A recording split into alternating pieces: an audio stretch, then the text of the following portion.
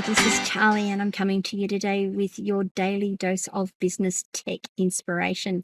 Topic number 263. But before we get to what I'm going to title it, I want you to have a think about a purchasing process that you had where you went through the checkout. And this is online, not in person, because checkouts in person are horrible. But let's think about online.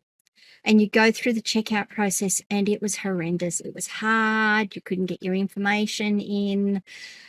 You had to enter your credit card details a couple of times to get them right. It was asking information that you didn't know where to put it because the form, the fields weren't clear. I'm sure you've all had an experience online where you've purchased, where you've gone, I am never doing that again. That is so bad. Yeah. Well, today we're going to be talking about a user-friendly checkout process and how you can actually create one. And well, the things that you need to think about when you're creating a checkout process. They might seem like common sense once I start speaking about them, but if they were common sense, then everyone would be doing it, wouldn't they? And they're not, so maybe it's not so common sense. Let's start with the first thing that you need to do is simplify the steps for checkout process. Remembering that even at this point, you are still selling to your purchaser. Just because they've made the decision to buy does not mean to say they have bought. They are still in the process of buying the product.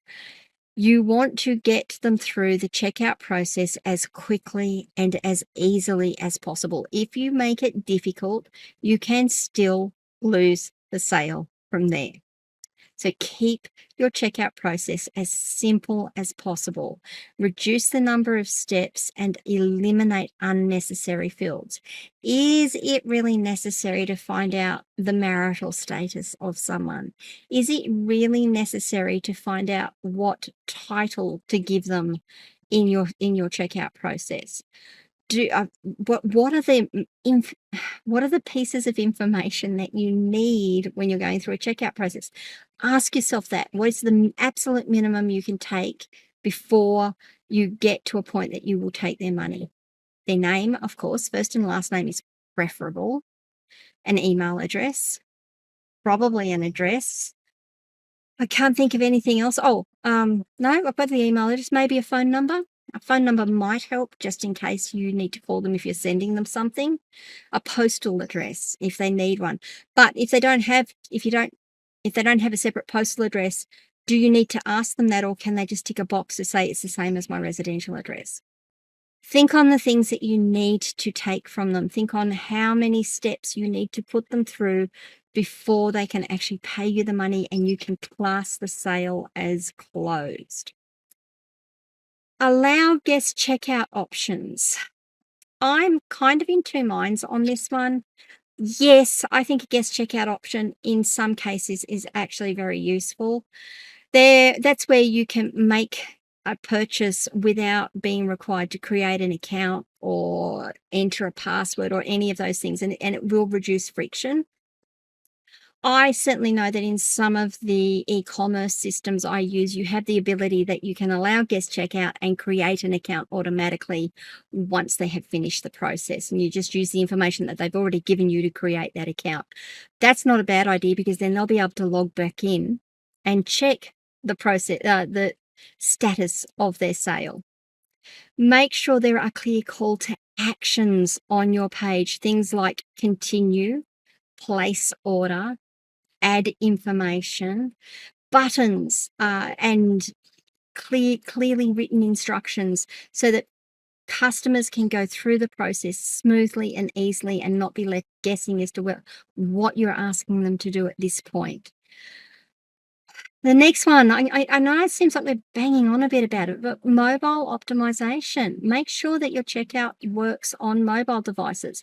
I have got two places on the internet where I've gone, yes, I want this, and I've got to the checkout process, and there's so much information squeezed into such a small screen that I can't do it. And I'm like, I'll do this later. And then I probably don't because I go and do something else and I'm not really interested in finishing the sale. It's not a driving need that I go and buy this thing, and they made it hard for me. So why would I?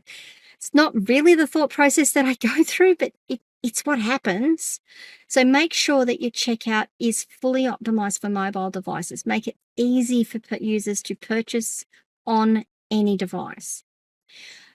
Progress indicators are kind of important too. I know sometimes they're a pain to implement, but if you have a lot of steps or if you have more than one step in your checkout process, have a process indicator or a bar or something to show customers how many steps are left in the process so that they know how many steps they've got, what's left to do, how many steps they've got. It just helps them in their mind to set their time.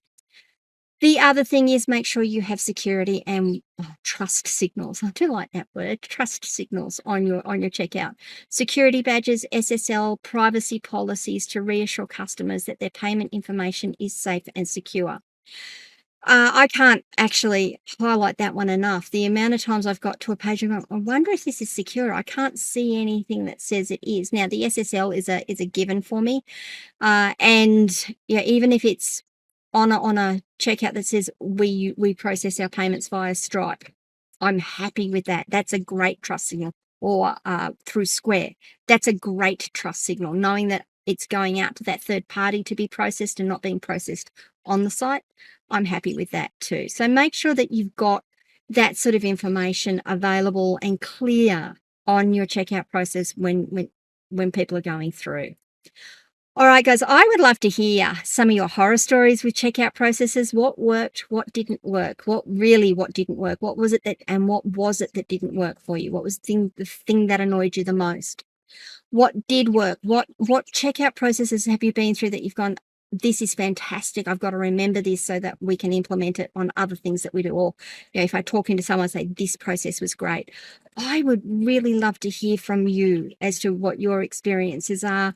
What questions do you have coming out of what I've shared with you today? Love to hear from you. Please leave comments wherever you are watching or listening to this video. You can also come across and join us at Locals, askcharlyleetham.locals.com. You can join our conversation and community there. You can DM us on any of our social media platforms. If we're on the social media platform, we generally have our DMs open. We'd love to hear from you. Or you can start up a chat from our website, maybe. Maybe that would be cool too. Whatever it is, we would love to hear from you. Also, if you can, please like this video, subscribe to the channel, ring the notification bell so that you find out when we drop more content.